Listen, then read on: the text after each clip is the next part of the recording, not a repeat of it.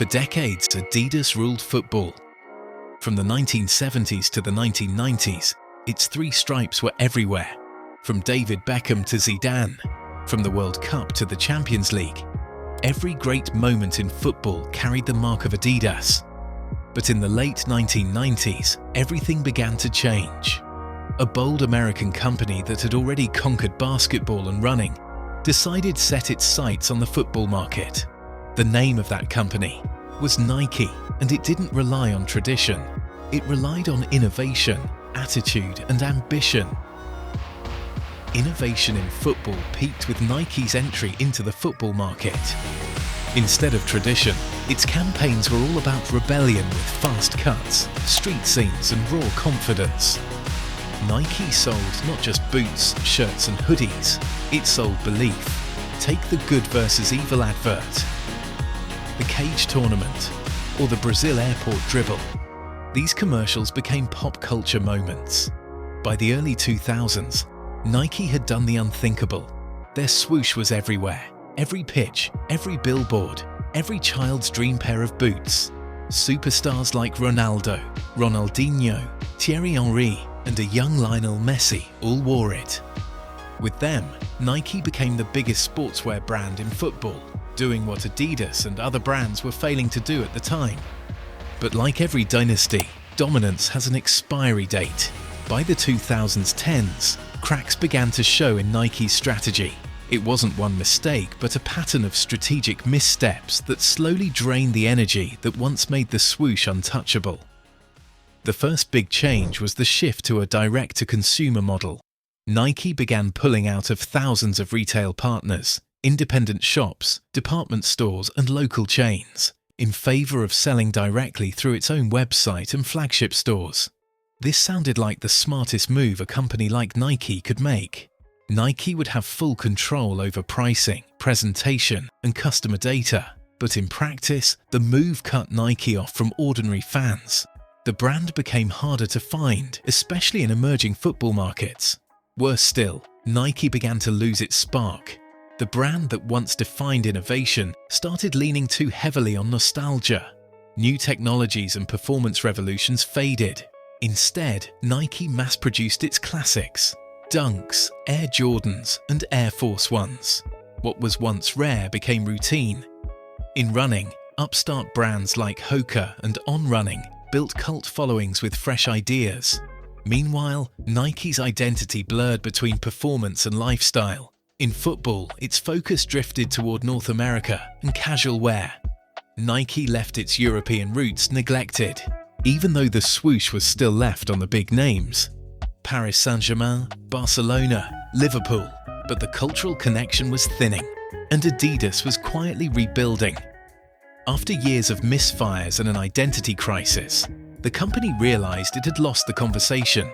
Its answer came through leadership and a return to its foundational strategy. When former professional footballer Bjørn Gulden took over as CEO in early 2023, Adidas was in chaos. The Yeezy partnership had collapsed, and it left Adidas with €1.2 billion worth of unsellable stock, and the company's losses were forecasted at €700 million. But Gulden saw a simple truth. Adidas didn't need to imitate what Nike was doing. It needed to fill the parts of the market that other companies at the time were missing and be more aggressive in its investment in football. He shifted focus back to football as a core priority, emphasizing grassroots engagement, long-term partnerships, and authentic connections with players, fans, and clubs. Gulden's strategy prioritized investments in football product innovation, strengthening club relationships, and recapturing authenticity. He knew that football is a long-term game. You don't win with a single viral moment. You win with presence, consistency, and cultural trust. This new outlook started to yield clear results. Adidas went back to its roots. The Predator and Copa boots, icons of the past, were redesigned with modern technology while keeping their essence. As the brand's storytelling changed tone, it traded flash for authenticity. Campaigns celebrated real players, real clubs, and football's emotional fabric. As partnerships were renegotiated, Adidas began reclaiming lost territory. Especially in Europe, where Nike had been strongest, Adidas quietly rebuilt an empire anchored by clubs like Bayern Munich, Real Madrid, and Manchester United. From there, bold moves followed. New partnerships re-energized the brand by offering better financial terms and integrating fan culture. Adidas began winning back the elite contracts that once defined Nike's dominance. Liverpool became the headline story. In 2025, the club announced a return to Adidas after several seasons with Nike. The shift was about more than money. Adidas offered not just a higher annual fee, but a strategy to involve fans directly. It expanded the club's retail ecosystem globally. This was a symbolic moment. One of Nike's biggest football clients and one of the world's most beloved clubs chose tradition and authenticity over lifestyle hype. Liverpool wasn't alone. Eintracht Frankfurt ended a decade-long Nike partnership to sign with Adidas. Saudi Arabia's Al Nassr, home to Cristiano Ronaldo, followed. Nike also lost its sponsorship deals with Galatasaray, RB Leipzig, and the Portuguese national team. Each switch chipped away at Nike's dominance in European football. This reversal highlighted the company's diverging strategies.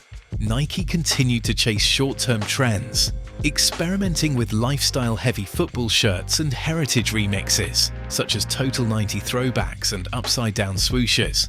However, to many, these changes were reactive rather than revolutionary. Adidas, on the other hand, adopted a slow and steady approach.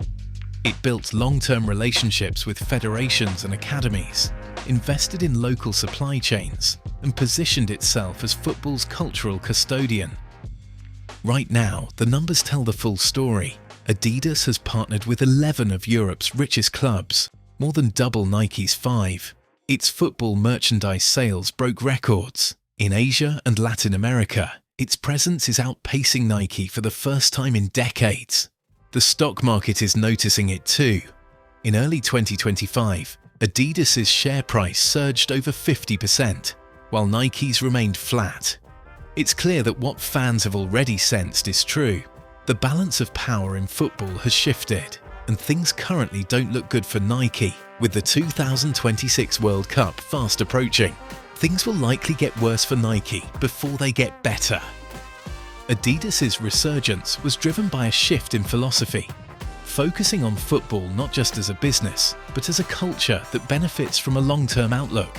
While Nike concentrated on trend-driven campaigns, Adidas focused on fostering connections through consistent engagement. This adjustment contributed to a changing dynamic between the two brands.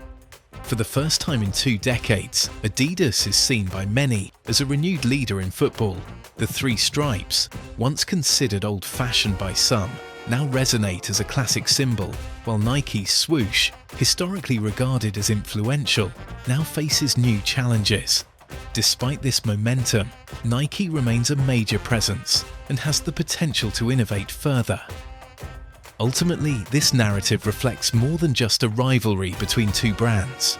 It highlights how football as a sport is shaped by authenticity, cultural engagement, and the evolving relationship between corporate strategies and the game itself. Nike's impact in globalizing football and Adidas's focus on tradition both contribute to ongoing developments, illustrating the broader evolution of the sport.